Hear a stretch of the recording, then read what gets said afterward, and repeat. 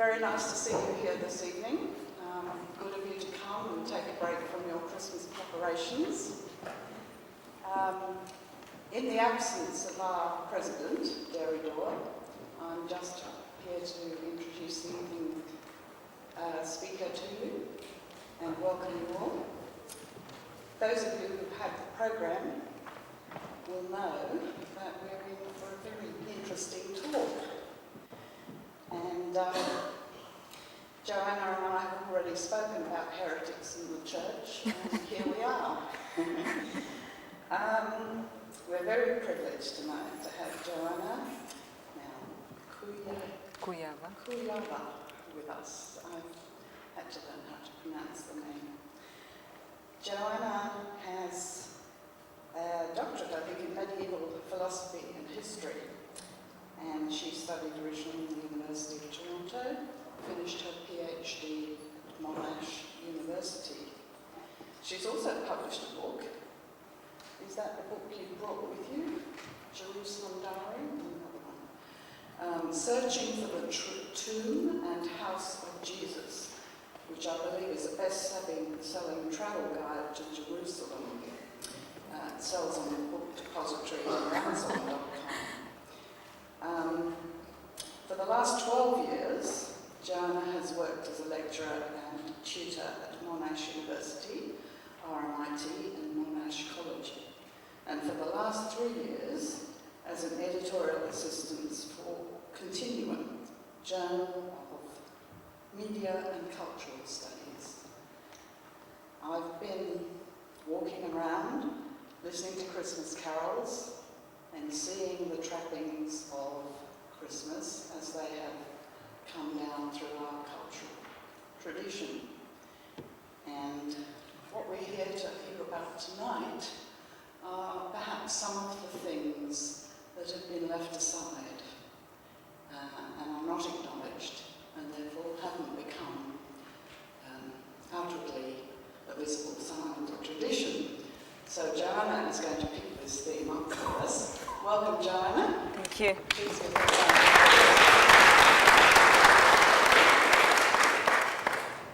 Hello, everyone. Thank you for this introduction, and thank you for inviting me to this beautiful venue, although it feels a little bit spooky, I must say, to speak about the heretics in the church. And also, as I used to be a Catholic, and quite a pious Catholic for a part of my life, so now I feel like an extraordinary heretic, but it's kind of exciting too. So, today's talk. This is a very brief outline of our talk for today. I will very briefly discuss Jung in 1916, or more broadly Jung between 1912 and 1917 after his professional breakup with Freud. And then I will move on to the Gnostics, because Jung really considered Gnostics he called them his intellectual predecessors. And he really loved them because they opposed the dogma, and he himself also disliked the dogma, whether in science, psychiatry, or in religion. Then I would discuss what Gnostic sources were available in Jung's time, because he didn't have much really to work with at his time, but during his lifetime later, there were some major discoveries made of Gnostic Gospels, and he was a very important person who was insisting on making the discoveries public and making the translations public because of his personal interest in Gnosticism and the Gnostics actually rather than Gnosticism.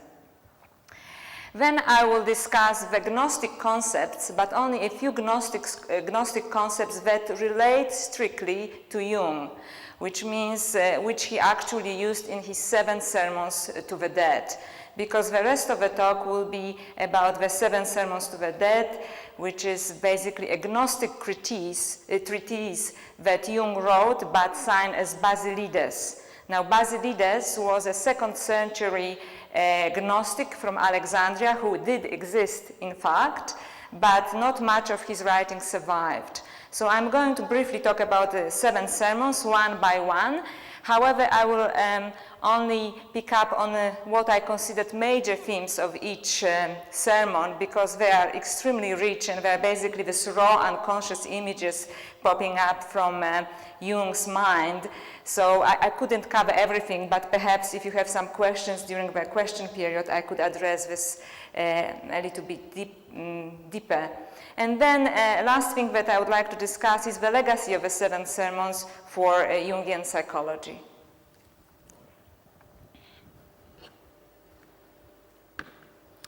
So here we have 2 lovely pictures. This is actually a picture of Jung and his family in 1912, not in 1916. I couldn't find anything from 1916. And here we have Jung standing, his wife is sitting, his 2 children, and I think by 1916 he had another child. And these 2 young maids who are quite important for the story. So basically what happened to Jung in around 1912 and 1917? Well, what originally attracted me to Jung was that he was a really passionate seeker of truth, and when he started to study psychiatry, he was very quickly disappointed with the mainstream knowledge about human psyche. So he was attracted to a very controversial psychiatrist called Sigmund Freud, and he was told by his elder colleagues not to get involved with Freud because, well, Freud was considered a little bit of an eccentric and illegitimate, and he was, as we know, talking about serious taboo topics like sexuality and so on. However, Jung believed that Freud's work, the interpretation of dreams, was a very interesting work, and he wanted to work with him. And also, originally, he really liked the clarity of and simplicity, let's put it, of Jung's system, like id, ego, superego. It seems so simple, you know, and so clear. So against the advice of his elders, he decided to work with Freud. But very quickly he got disappointed, because another thing that I like about Jung, it is that he disliked dogma very much. And he reached the conclusion that Freud was, or his system rather than Freud personally, his system was very dogmatic. And what happens with every type of dogma, whether scientific or religious, it is that if something doesn't fit in within the system, then it's somehow wrong, that it cannot be explained. So he believed that really Freud didn't cover a couple of things. One of them was the feminine side of psyche, and I think we can agree with that. And he wrote quite early in his life, in his relationship with Freud, saying that he's interested in the feminine part of psyche, and he's interested in the Gnostic concept of the feminine aspect of God called Sophia, which I will discuss in a moment. He also, so this was one of the things that really bothered him about the system. And another thing, and it's also another thing that I really like about Jung, it is that he was a deeply spiritual man. And sometimes he was reluctant to admit to this, and he really talked about it more openly only at the end of his life, because he was afraid that if he's going to reveal his spiritual leanings, that he is going to be discredited by the scientific community. And it was really important for him to be accepted by the scientific community. So in 1912, around 1912, Jung did something really brave and extremely dangerous. He left academia, and he knew that he could very easily have a good career in academia. He finished his connection with Freud as well. Not only that, he decided that he would do something opposite to what Freud did. That means that he decided that instead of starting with a dogma, instead of starting with a system, he would just not use any system at all. He would just plunge into his own unconscious mind, and then as he encounters different images coming out of his unconscious, he will start to work on them theoretically. So he decided to have a kind of more empirical approach towards psychiatry or psychology. However, it was a very dangerous thing to do, because he was getting lost in his own unconscious, And sometimes he said he had to remind himself, I am Dr. Jung and I have a family to support and provide for financially, and I have to see a patient in the afternoon, because he knew that he was basically, we could say, losing his mind on occasion, meaning that he was getting so deeply into his own unconscious mind and that he was forgetting basically material reality. So his family was a great kind of grounding for him. So what happened in 1916? So this is the story, and it's kind of a spooky story, and lots of interpretations were made about it. Basically, Jung says that on a sunny day during the Lent time in 1916, and his whole family was present there as well, there was this really extremely oppressive atmosphere in the house. And on a previous night, his children had violent nightmares and even spotted some ghost-like appearances in the house. And this time, on a clear, sunny day, suddenly the doorbell started to ring. And not only everybody heard the doorbell ringing, but also apparently the two young maids here on the picture saw the doorbell moving physically, although there was nobody at the door. So Jung, just following his intuition, went to his office, and this is how he recalls it in his autobiography, and basically asked, who are you and what do you want? Because he really felt that there was some presence in the house.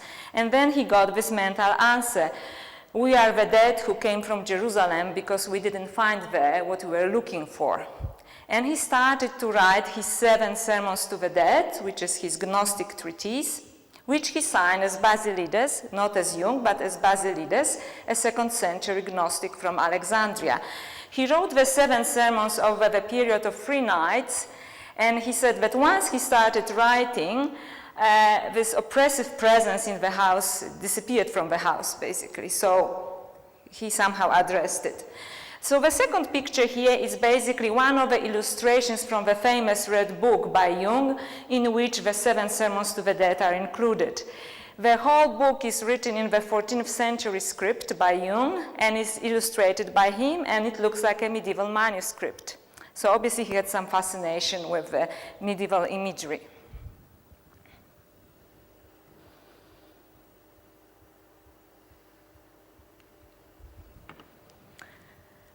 Okay, so he signed his 7 sermons as Basilides, a 2nd century Gnostic.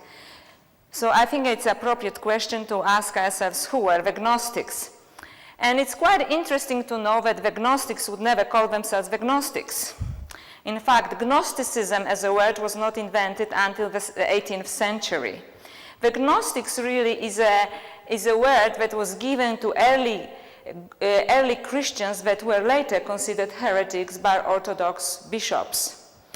So who were the Gnostics? So as I said, Gnostics would consider themselves just basically Christians like anybody else. However, they managed somehow to upset the church that was being built as an institution. They claimed that there are 3 levels of teachings that Jesus gave. One was that he gave to simple people around the Lake of Galilee, another one that he gave to some of his disciples, and the last level of teaching that he gave to his more spiritually apt disciples. And interestingly enough, they believed that Mary Magdalene was one of his favorite disciples. And we have to imagine what happened after Jesus' death. Basically, we know that Jesus didn't write down anything, that people all we know is basically what people understood what he was teaching. And after his death, different disciples moved into different parts of Mediterranean Sea, and some people even believe that Thomas went to India. Certainly Christian Indian community believes that. So most of the early Christians from the 2nd century, let's say, didn't have access to all the Gospels. They had only access to teachings of particular disciples. And they were mostly located, they're usually the monastic communities in the deserts of Egypt and Syria, or they were also the urban intellectuals from Alexandria, because Alexandria was then a cultural center of the Roman Empire. But we could ask ourselves, how come the Gnostics would consider Mary Magdalene, whom we know as a prostitute or adulteress, as the favorite disciple of Jesus? And this is just a little digression because it's my favorite rant, so just give me 5 minutes, 2 minutes actually for this. It is actually the concept of Mary Magdalene as a sinner, prostitute / adulteress, it depends how bad the story goes, was not invented until the 6th century.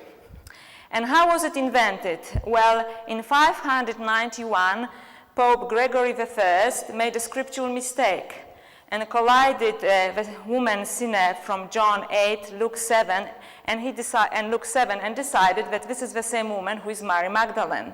And since she was a woman, she probably sinned with her flesh, and since she sinned with her flesh, she must have been, adulteress or, a prostitute. So this didn't happen until 6th century, and it's homily 33, in which he actually reached this, revolutionary idea. And in 1969, Catholic Church did admit, so it took them a while, but in 1969, the Catholic Church did admit that Pope Gregory I did make a scriptural mistake.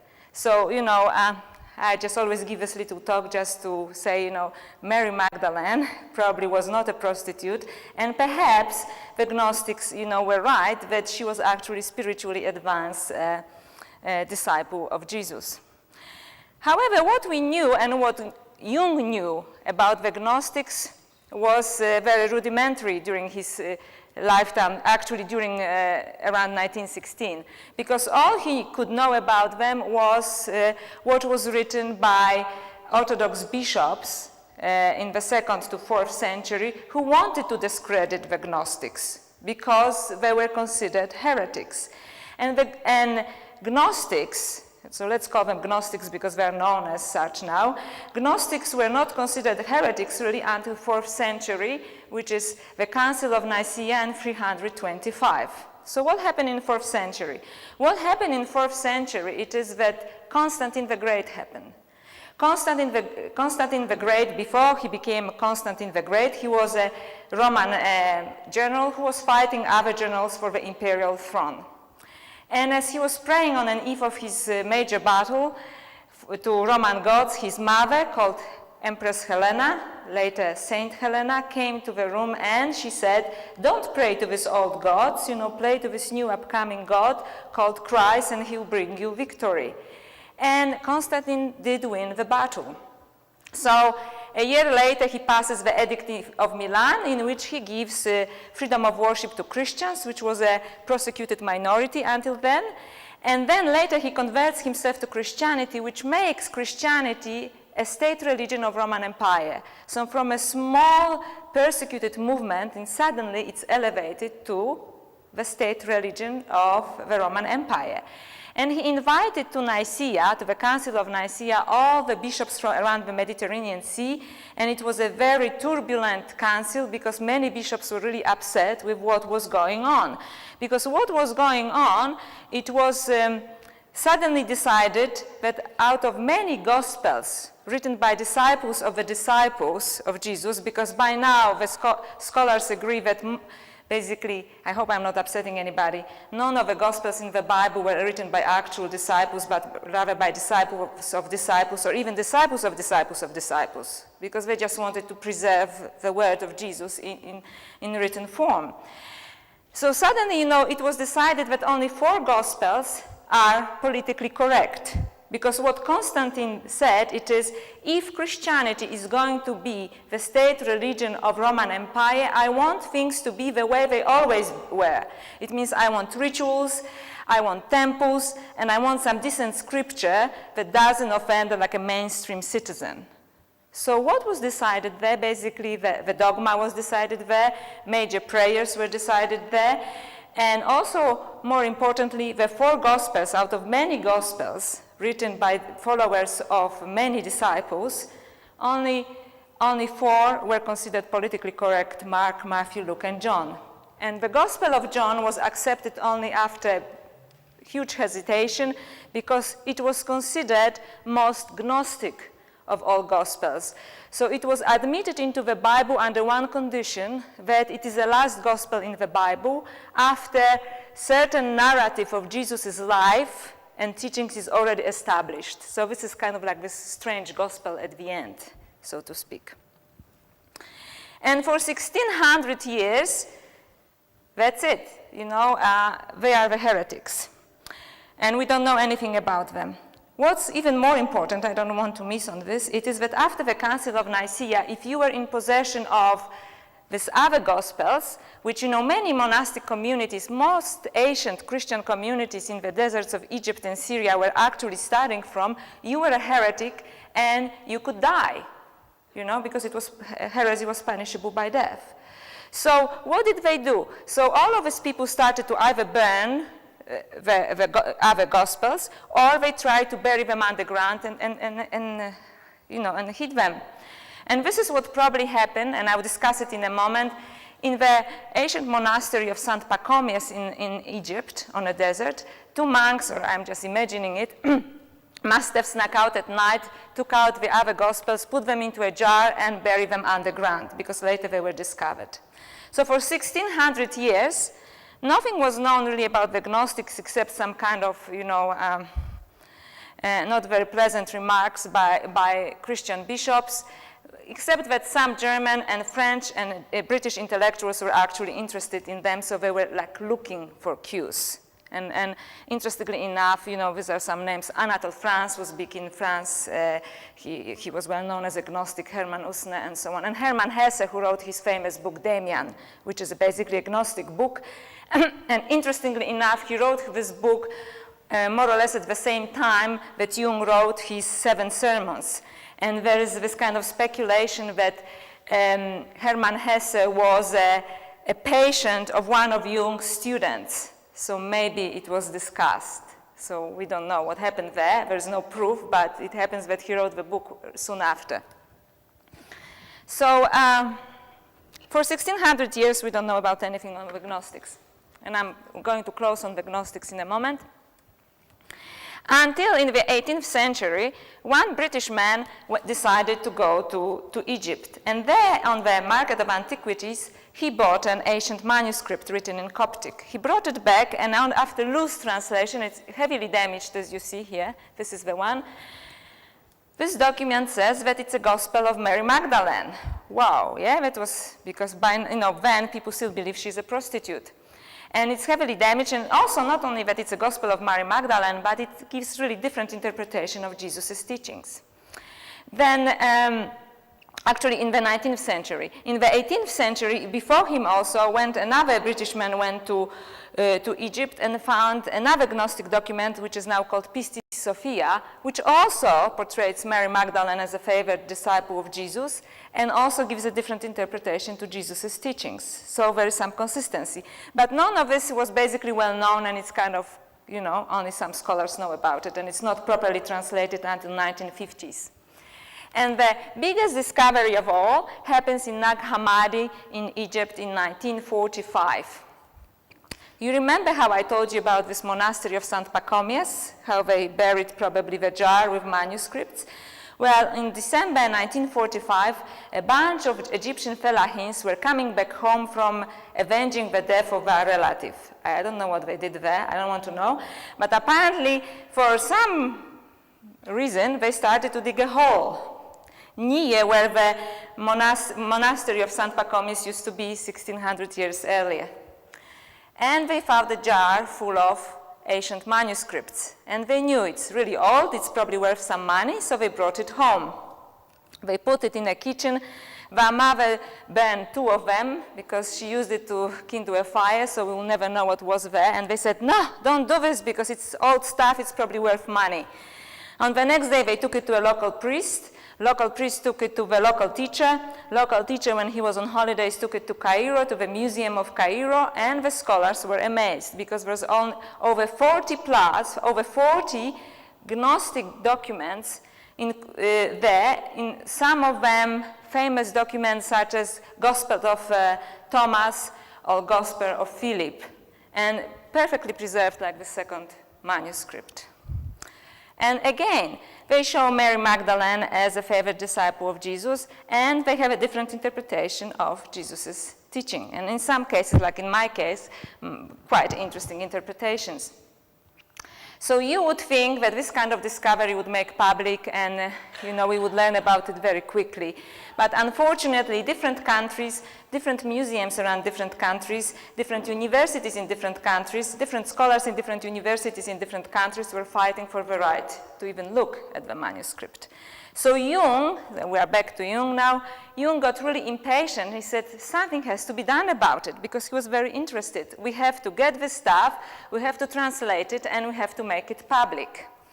So what happened it is that fortunately he had a friend who was a scholar, biblical scholar, called Kispel, and they knew that one of the manuscripts was illegally taken out of Egypt and sold to a private collector in US. So they collected money, and actually Jung Society in Zurich collected money. They bought the manuscript, and Quispert translated the manuscript, which is Gospel of Truth, and presented it to Jung on his 80th birthday. And now this particular manuscript is known as the Jung Codex, to honor Jung's effort to make Gnostic Gospels available to everybody. So this is all about Gnostics. And now we are moving more towards Jung and his 7 sermons. So very briefly, I will discuss Gnostic concepts that he used in his 7 sermons to the dead. Now, by no means this is like a Gnostic outline of Gnostic beliefs, but basically just the Gnostic concepts that he used, because these were the only concepts that he had access to as he was writing the 7 sermons. What he particularly liked about the Gnostics is because they believed in inner knowledge. And he was interested, of course, in inner knowledge. And they believe that it's inner knowledge and an individual spiritual practice that brings salvation and not faith. They believe that the church is a true community of spiritual seekers, and there's no need for a bureaucratic institution, so to speak, called church. And they very often make this opposition between Alexandria and Jerusalem. Alexandria for them stood for spiritual freedom, and Jerusalem for orthodoxy. And 3 very important Gnostics concepts that Jung was using were pleroma, abraxas, and anthropos. Pleroma. Pleroma for the Gnostics is this kind of primal cosmic soup. It is kind of undifferentiated consciousness. It is everything that is contained, in theological terms, you could say, in the mind of God before manifestation happens, before creation happens. So it is like the field of all possibilities, so to speak. Nothing is differentiated there. And then there is abraxas. He uses the concept of abraxas. Abraxas is the first manifestation out of pleroma. So I hope I'm not overwhelming you because it's pretty esoteric. Abraxas is the first manifestation out of pleroma, and he also brings, or she, because it's both feminine and masculine, brings with itself all set of polarities, dark and light, God and devil, feminine and masculine. So this is the first set of polarities. Because the Gnostics believe that anything to come out of pleroma, it has to come as pair of opposites. And then we have the concept of anthropos, which is also used in the canonical Bible. Anthropos for the Gnostics was the new human being, the human being that, a self-realized human being in Eastern terms. So basically, it's a human being that managed to reach his or her divinity, that becomes godlike, or in psychological terms, managed to resolve all of the polarities that came out of pleroma. For the Gnostics, salvation was the journey of the soul to the wholeness in this life, because the Gnostics believed that you are responsible for your own salvation, that you don't need the church to save you. And very interestingly, Basilides and also in Gospel of Mary Magdalene, there was a mention of there is no sin. So the Gnostics did not believe in sin. And in Gospel of Mary Magdalene, Jesus says to his disciples, there is no sin. And in fact, we know that the word sin is a mistranslation from the Greek word hamartia, which means missing the mark. which basically, for the Gnostics, it meant that there is nothing like original sin, which means there's nothing inherently wrong with us. We cause suffering to ourselves or other people because we make wrong decisions based on our lower instincts instead of on our spiritual insights. So we cause suffering because we make a wrong decision. That's very different from, concept of sin. Also, what Jung was interested in was the divine feminine, or the feminine aspect of the divine or of God. And the Gnostics had several names for this. And some of them was Sophia, the most popular, which is actually God's wisdom. It survived in Greek Orthodox Church, the feminine aspect of wisdom. So it's Father, Son, and Sophia, which was the feminine aspect of God, God's wisdom. Or Barbelo, which is the heavenly mother, or universal mother. Or for the Gnostics, Mary Magdalene was embodiment of the divine feminine in Jesus' lifetime. Because, I will talk about it later, because she apparently managed to reach spiritual androgyny, so basically overcome the polarities between feminine and masculine. So we are moving now to spiritual androgyny that he's discussing in his 7 sermons. Spiritual androgyny is obviously different than biological androgyny. It means attempts to transcend the feminine and masculine aspects in our own psyche. So basically, Jungian scholars believe that this is his beginning of discussion of animus and anima, although he doesn't call it in 7 sermons like that. So then there's some discussion of sexuality as being spiritual, and this is mostly discussing the Gospel of Philip, very interesting gospel if you're interested in looking into it, which for Jung in 6, I think it's Sermon 6, it is the major polarity that we have to resolve before we can become like anthropos. And also, the Gnostics didn't believe in bodily resurrection. They thought that it was a ridiculous concept, that we are getting resurrected only spiritually. And they stress the need for ascesis, which is a spiritual skill of transcending the polarities within our psyche, right? So we can basically evolve spiritually or psychically or mentally.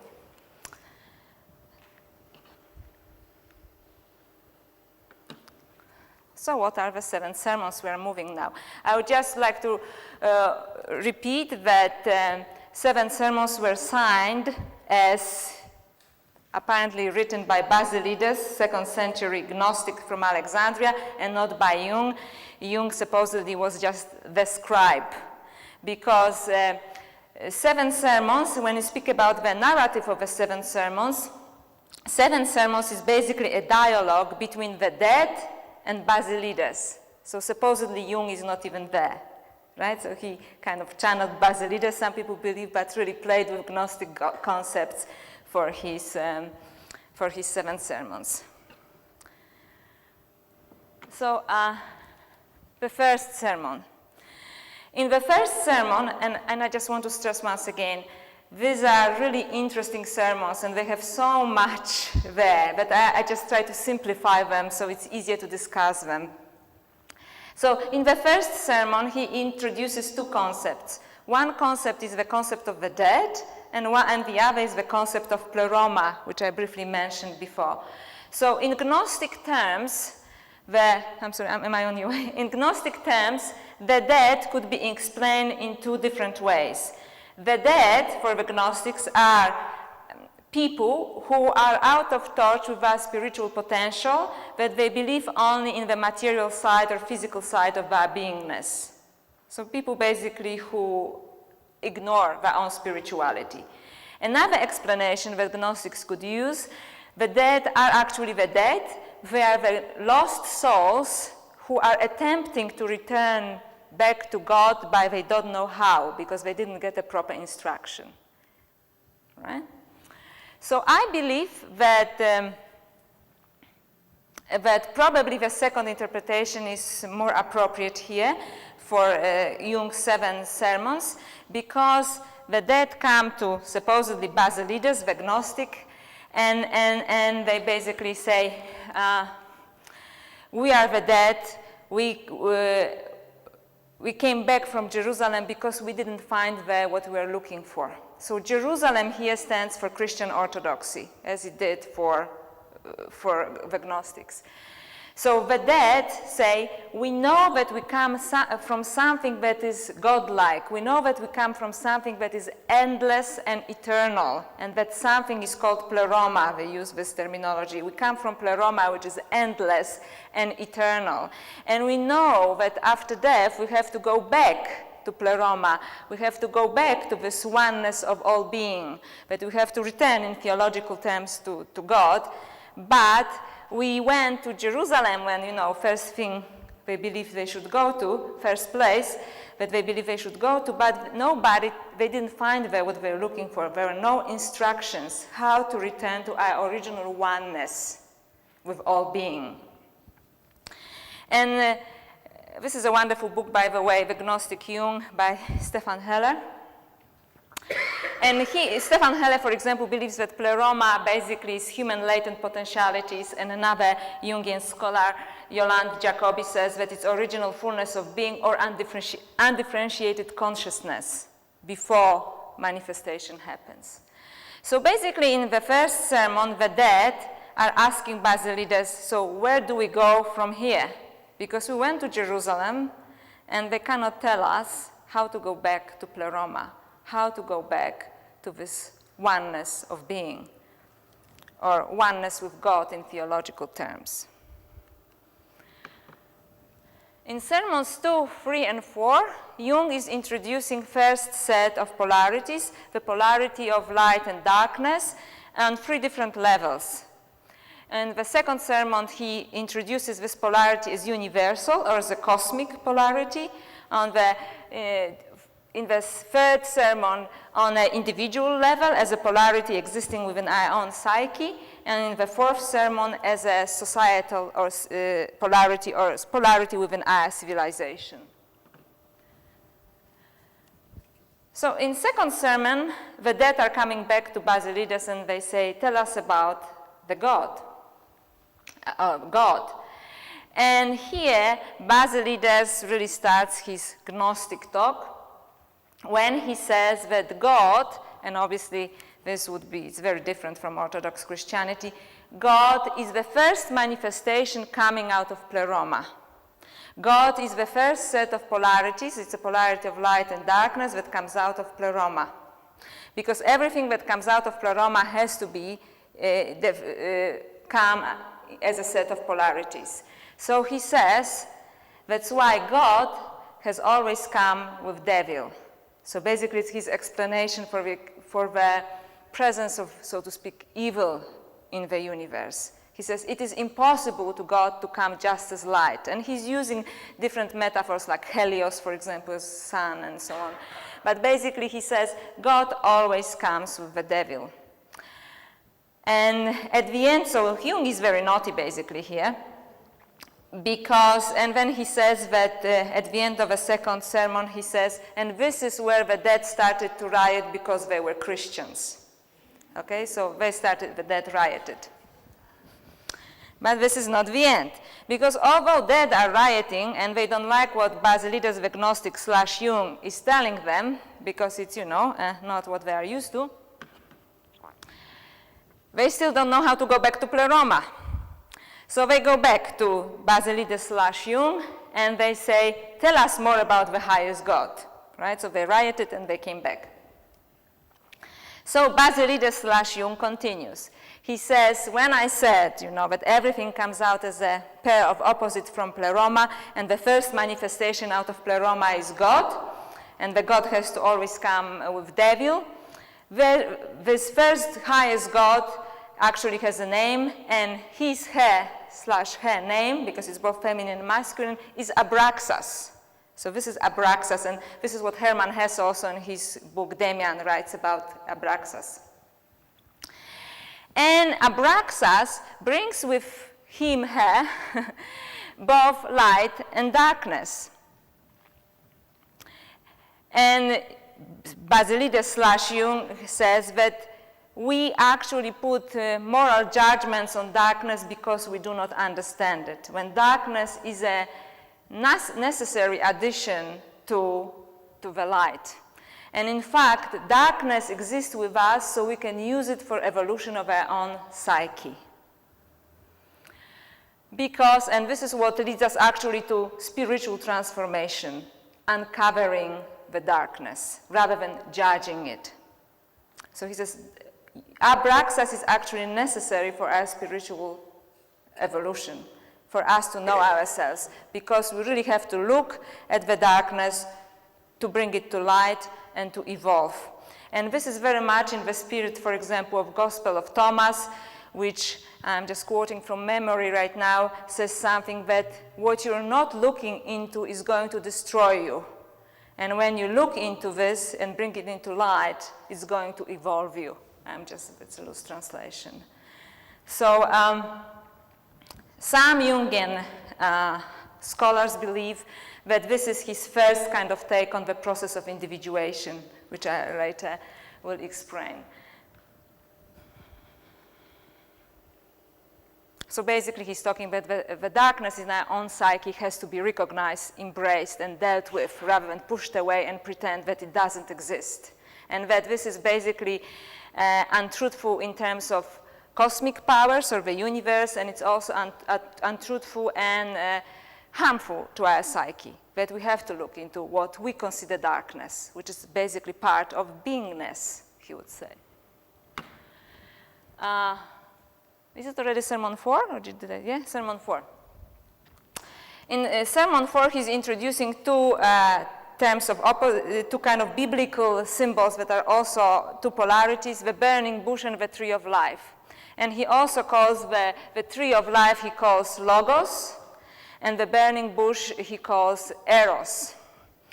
And he says that on societal level, the tree of life represents the forces of civilization, or the forces of logos, while the burning bush represents the forces, or eros, represents the forces of revolution and of change.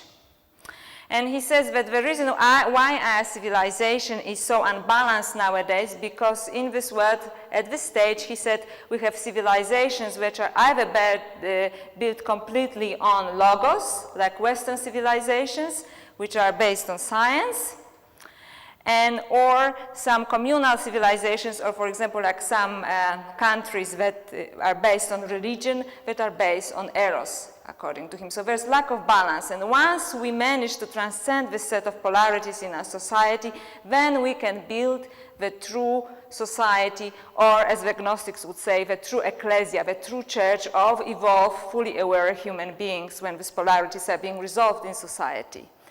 He also says that this kind of polarity exists within human psyche because we have all need for security and for spontaneous freedom. And he says that is one of the basic polarities of our psyche, apart from darkness and light, which is conscious and unconscious. Also, the need for security and the need for spontaneous freedom. Sermons 5 and 6 introduce the polarities between feminine and masculine spirituality and sexuality. And many Jungian scholars believe that this is he's really getting into discussion of animus and anima here, although he doesn't use this terminology because he basically works on this terminology for the next few years after he wrote his 7 sermons. So Sermon 5, polarities between masculine and feminine, and he introduces, again, 2 symbols, Mother Celestis, which is Heavenly Mother, and Phalos, which is Earthly Father, or again, Logos as Father, and Eros as Mother. And he gets here into this, and Jungian psychologists here, and Jungian scholars here probably know better than me, this typical Jungian discussion of explaining that Heavenly Mother has Heavenly Father within her. So what is that? And that Heavenly Father has Heavenly Mother within him, because nothing is purely masculine and nothing is purely feminine. So this is when he introduces this discussion. So basically, these are the forces within our psyche, which are also universal forces or the forces of being. And they are not completely separate from each other. The different doses of each exist in human psyche and even in this metaphors for forces of the universe. And he says again that we have to use the spiritual skill to transcend these polarities of masculine and feminine, to balance them out within our own psyche. And this is what he calls, and this is again the Gnostic concept that he uses, that's why we need spiritual androgyny, which means we are fully balanced, the feminine and masculine, the animus and anima are fully balanced within our psyche. And different Gnostic Gospels discussed it as well, so in Gospel of Thomas, in Gospel of Philip, and also in Gospel of Mary Magdalene. And also that's why Gnostics, valued Mary Magdalene so much, because they believed that she was, in their opinion, the first woman who managed to balance this feminine and masculine in presence of Jesus in herself. So she was spiritually androgynous, so to speak. She balanced animus and anima within her. And what happens when you manage to reach this balance between feminine and masculine? It means that you become anthropos, which for them means, for the Gnostics, it meant like Christ, but basically evolved human being, a self-realized human being, a human being that is his or her own divinity, that becomes godlike, that becomes God.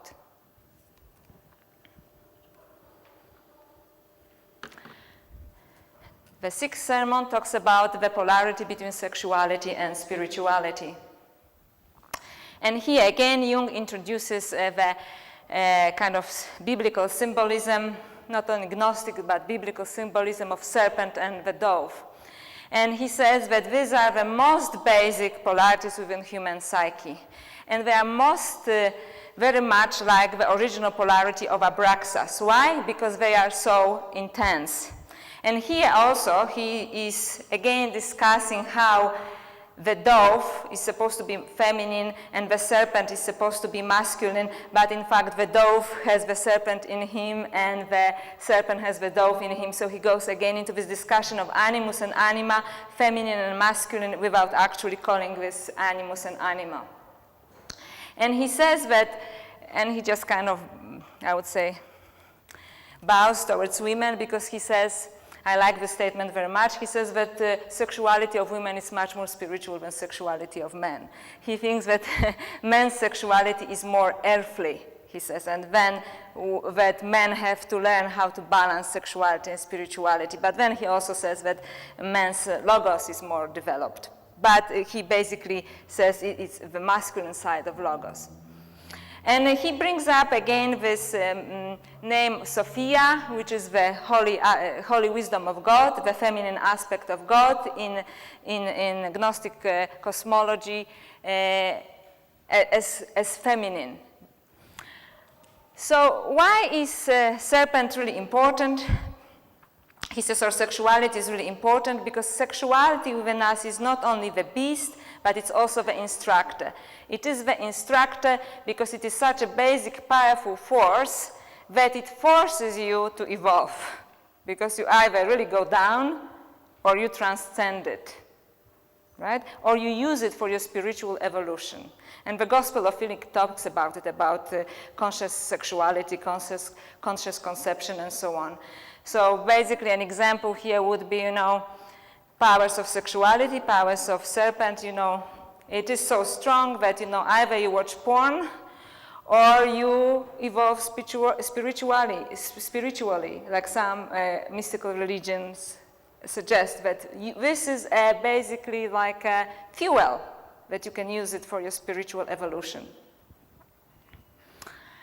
And when you manage to do this, you will be like new Abraxas or Anthropos. So this is when you manage to resolve all of these polarities. Now, Sermon 7, Anthropos as the new Abraxas. And this is my favorite sermon because it's an extremely optimistic and beautiful sermon.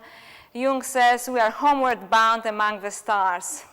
And he says that we have a very privileged position in cosmic design because we are the portals between microcosm and macrocosm.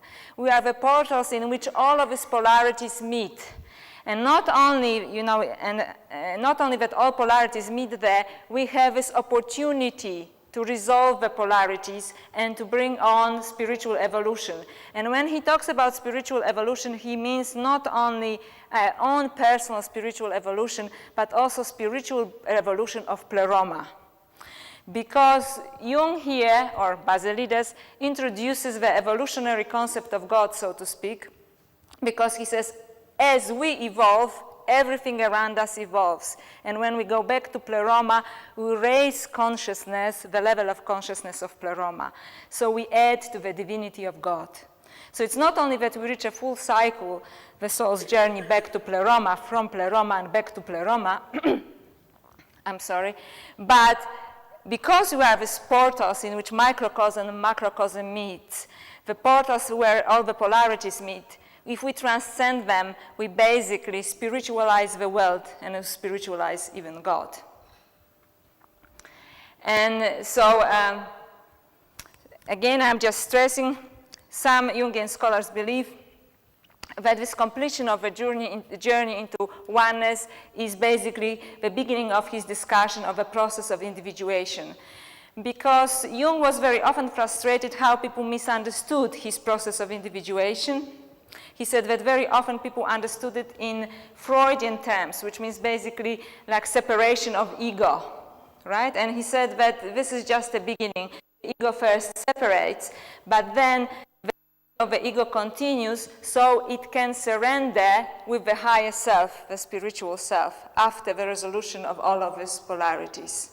So it's actually a spiritual journey. It is a spiritual journey towards divinity, human potential for divinity.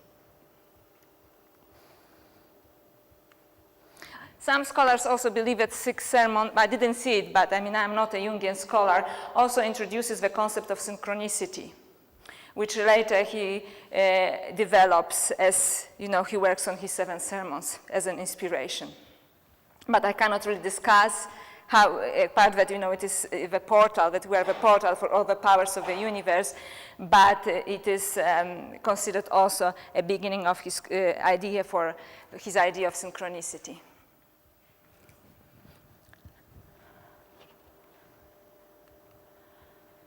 Now, what is the legacy of the 7 sermons? Because it is such a strange piece of work, and it was, I must tell you that it was a very difficult thing for me to actually talk about, because it's so rich and it's just so filled with so many raw images, unconscious images. Then, how can you organize it in a rational way? It's again like Eros against Logos, or, conscious and unconscious. But we know, for example, that in a letter to Roland Holst, he said that his psychological types, which he first published in 1921, were solely based on his reflection upon the 7 sermons to the dead. So this is his own admission. And I didn't really get into it, and if you have questions, I can discuss it. But basically, he says that demons and gods, which he also discusses in 7 sermons, as he's talking about different emanations out of Abraxas, are basically his future archetypes. And the discussions that the discussion about feminine and masculine, about Heavenly Mother and Phallos and dove and serpent, that were basically the origin of his later terminology for animus and anima. And as I said, there is also belief, but I didn't see it myself, that's why I didn't develop it here, that in the 7th sermon he also touched upon something that later becomes his concept of synchronicity, which is very interesting in itself as a transgressivity of archetypes. And again, that soul's journey back to oneness, to the oneness of being from which we originated, is basically the final process of individuation, in which the merging of the ego with the self or with the soul happens.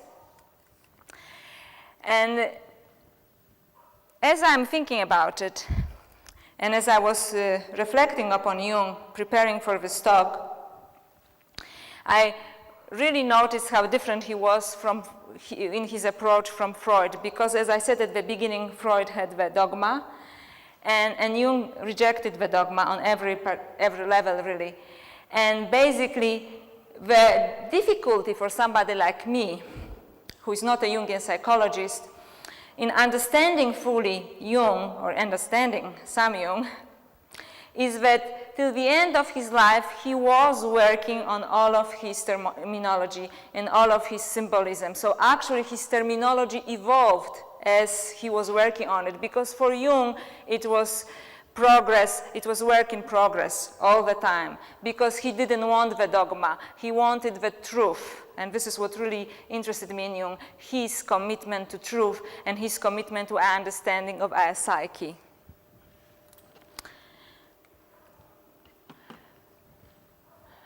In my opinion, the 7 sermons were Jung's answer to Orthodox Christianity and its dogma in spiritual terms. It was Jung's answer also to Freud in psychological terms, and it also was the birth of Jungian psychology, because certain terminology on which he later worked actually was inspired by his own 7 sermons, and he's playing, I would assume, with Gnostic cosmology in the 7 sermons. And nowadays, lots of things are being said about psychology as being very behavioralistic and basically based on physiology of human beings rather than spirituality of human beings. And this is probably true only to an extent, and only if you exclude Jung from this, because Jung really strived towards spiritualizing psychology. And by that I mean that when he was being interviewed by Aniela Jaffe for his autobiography, Memories, Reflections, Dreams, he actually confessed to her that all his life he was frustrated with how narrowly science understood empirical experience. Because he said in modern science, empirical experience is only something physical that you can touch, it's something material. But he said, I empirically experience spirit. We empirically experience psyche. We deal with this, just we cannot touch it. And he said, I struggle with this, and I was changing terminology and trying to understand it because, he didn't want to be considered a theosophist or theologian. He wanted to be a psychiatrist, and he was a great psychiatrist. So he said that he was struggling all his life with this idea of, how to put original empirical experience of your psyche into scientific terms rather than create the dogma. So thank you so much for that, and this is just keep in touch.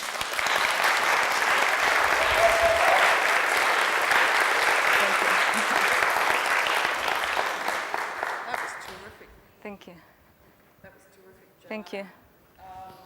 If that hasn't got you thinking about spirituality and Christmas at this time of the year, I don't know what will. I'm sure you've all got questions. Who would like to start? Anybody want to kick off? I would just like to say that last year, 2012, a group of us met through the Jung Society and worked on the 7 sermons for the best part of 12 months. Wow. We spent 2, is it not on? Yeah, it is, the results. So you know much more about it. I don't. I would just like to congratulate you on your talk. Thank you. It was a superb summary. I concurred with every word that you said. At the end of the 12 months, what I had to do was dot point I know. every bit of work we'd done, and you and I basically would be saying exactly the same. Oh, that's fantastic. Thank you. You've done a wonderful job. To do that by yourself, I have no idea how to do it. I'd like to congratulate you on a superb job. Thank you so much. Thank you. Thank you. Do you want to respond to that? Well, thank you. This is the only response I can have. And yes, it was actually very difficult for me because, as I said, I'm not a Jungian psychologist. I'm just interested. interested dilettante. So I was reading through this, and this is a wonderful book by Stephen Hoeller, but also he's getting so deep into it, he's getting so convoluted that I thought I really have to, work on it by myself. Yeah, dot points. I have to make my own dot points because this is, this is too complex. Thank you. Anybody have a question?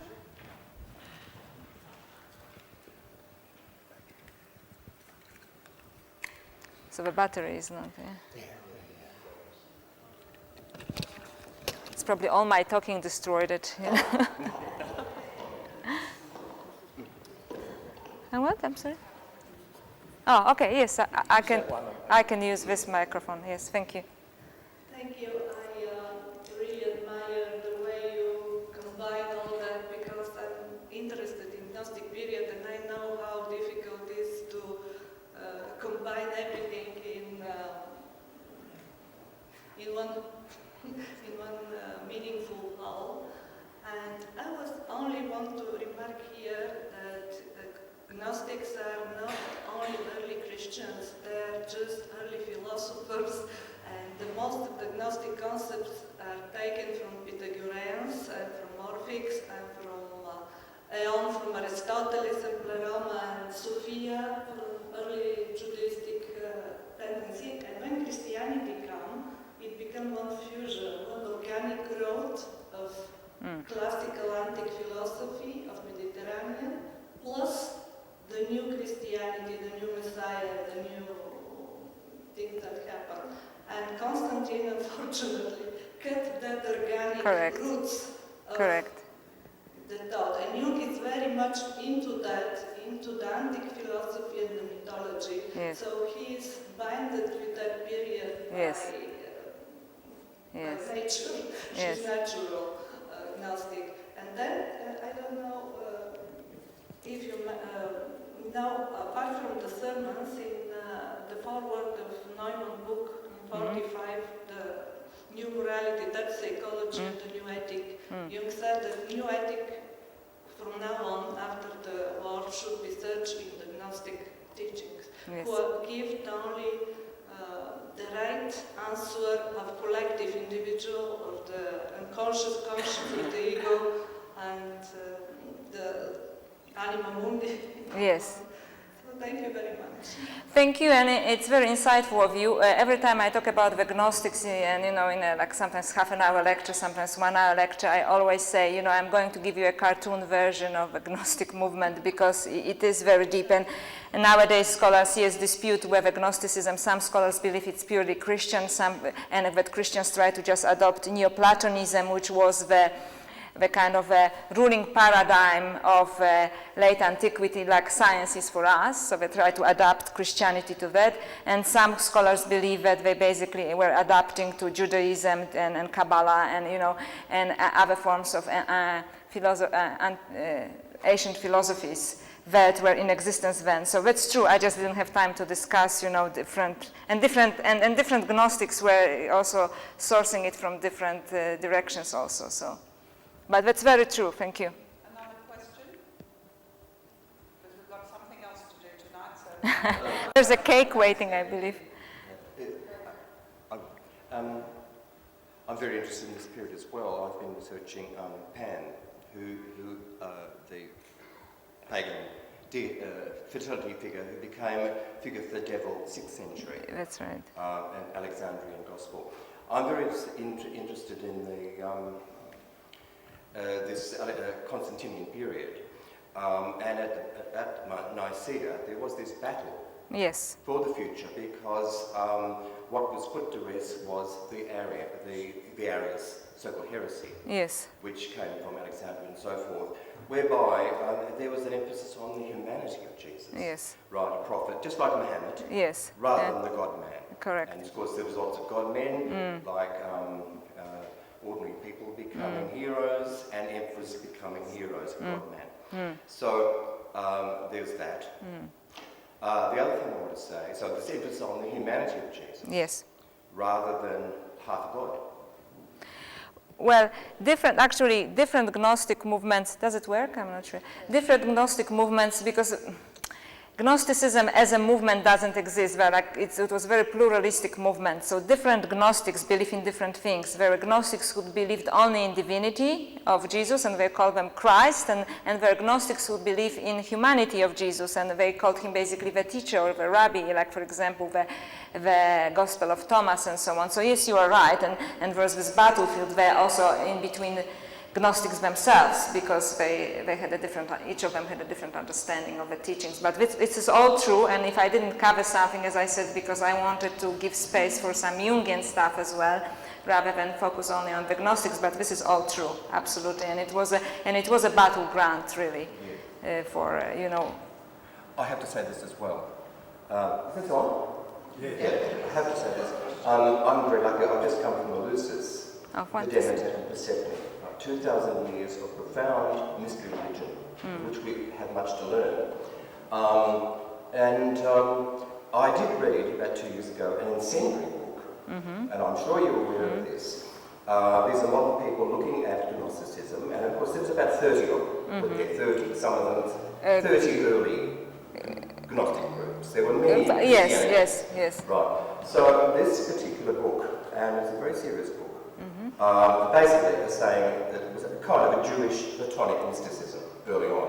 Kind of like that. It was like different versions of a kind of mystery approaches and philosophic approaches. Well, this is only few Gnostic scholars believe that. Others believe that no. So there's obviously, as I said, division here, but some believe that it's a purely Christian thing that started with Christianity and that tried to adapt to different philosophies, ancient philosophies, and others believe that actually there was a Gnostic movement existent in Judaism as well, and in fact the Dead Sea Scrolls deal with that, because they basically believed that the earthly temple was basically completely corrupt, so they went to the desert and they basically were the Jewish Gnostics, so to speak. So as there are different opinions on that topic among the scholars. So I'm aware of that, and so I must say this as well as the fact that this emphasis of the humanity of Jesus, there is also a suggestion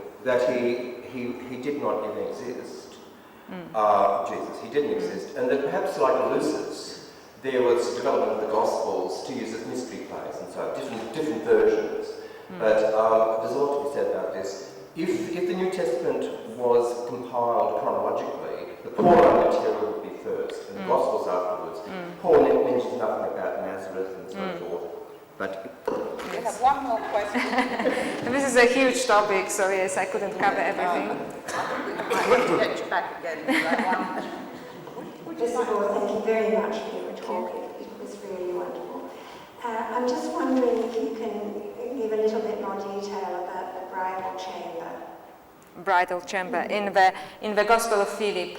So bridal chamber basically is discussing the Gospel of Philip, in which Philip discusses how sexuality can be spiritualized, and if we have a conscious approach towards sexuality, then we can use it as a means of spiritual evolution. But also he says that in this way we can produce a conscious offspring, he says. So we can produce, he says, either animals or anthropos-like beings.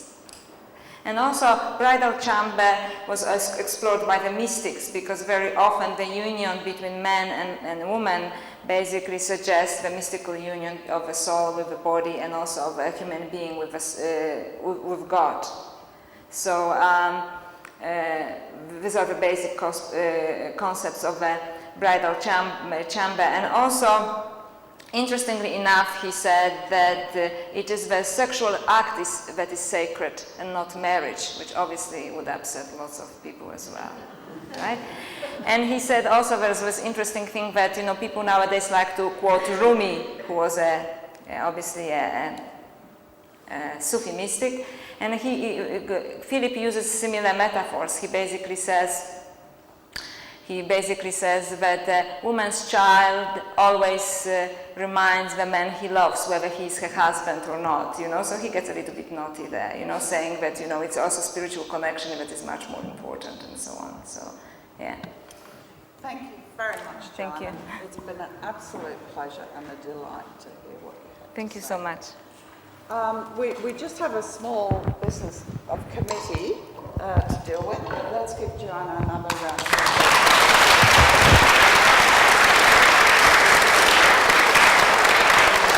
We're going to do this very quickly, well, in good time, and then we're going to proceed because we've got some lovely Christmas cake outside that's kind of prepared by Mary Duffy, so we don't want to miss that. So, Maxwell? Okay. Hello, everybody. There's a lot of voluntary work behind the scenes to keep the society ticking along. And most of the volunteers are recognised as much as we can verbally, but also in the two booklets. But we're trying a new initiative, so we've got some certificates of attendance, certificates of appreciation for the volunteers. And it can be framed, it can look like an academic qualification on the wall. So the first two people are Wendy and Bill Dick here, who have been putting ads in the leader newspaper for yonks, and they also distribute our monthly flyers. So Wendy and Bill, here's your certificate of appreciation.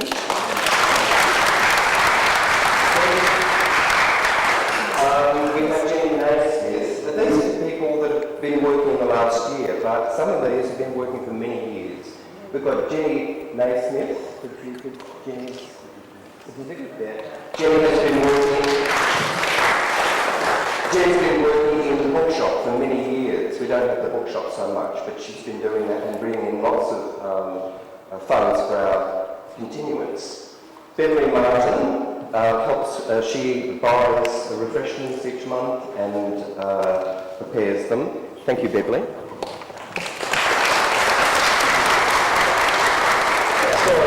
Recent here, Pam Stoner and Tam and Nick Harriott and Terry Dawes.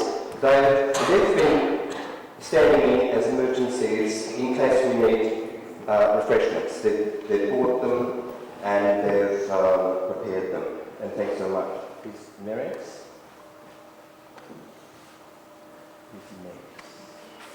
And Terry. We've spelled your name wrong, Nick. Come to me if you want another one. So we now come to the librarians, people help with the library. Fiona's not here, Fiona Wiseman, she's not here. If I miss out on anybody, you have to come to me. We don't want anybody's noses out of joint. Everyone is to be recognised. Chris Jury, where's Chris? Chris Jury. Chris has been helping me with library working groups. She's given so much energy and really helped me. And so I feel I keep doing the job. We need help.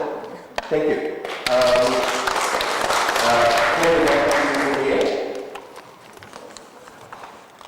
And a Malbreak on media. She's on deck tonight. Beryl Stone, where's Beryl? Beryl is on book for many years. How many years, Beryl? Wow.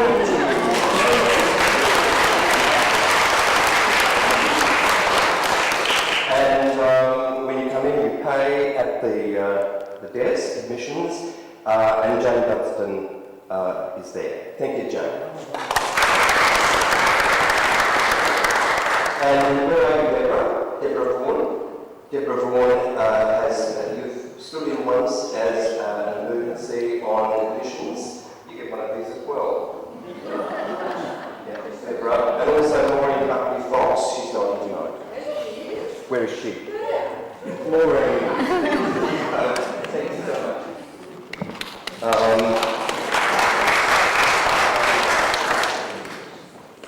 And Barbara, one of our distributors of our publicity sheets. Barbara actually distributes me, and she goes to a lot of places, and it's very targeted. I really appreciate what you do, Barbara. We've got Angelo Raffaele on DVD. He films very much. And for Annette Lauren and Mary Duffy, for your continuing involvement with the society. there's one last person. We've also given one to the friend. This one also for our president, Jerry's wife, who buys the food for the workshops. Now, I just want to say, if you're interested in being an occasional volunteer, or even a regular one, send me. We have written procedures, or explained. It'd be really great if you're interested in being a volunteer on the night or a library, working days through the week or something like that. The last thing to say is that next year, from February to June, this church is being refurbished. It's going to be opened up with glass to the street. The whole sanctuary area will be refurbished. Okay, so we're going to be meeting in the hall, which we've done before. That's all I've got to say. Good. Thank you, Maxwell, and thank you all the volunteers. Now, just a quick word before you go. If anybody is looking for a pot plant to give to anybody for Christmas, outside there is a Dame Elizabeth Murdoch rose, which is being sold as a memorial to establish a cot at the Royal Children's Hospital. It's $35. I've got more in the car. It's a very worthy cause, and if you happen to be looking for a rose in a pot to give to somebody for Christmas, see me and we can take orders. Thank you, everybody. Please come and enjoy some Christmas cake, and happy Christmas to everyone.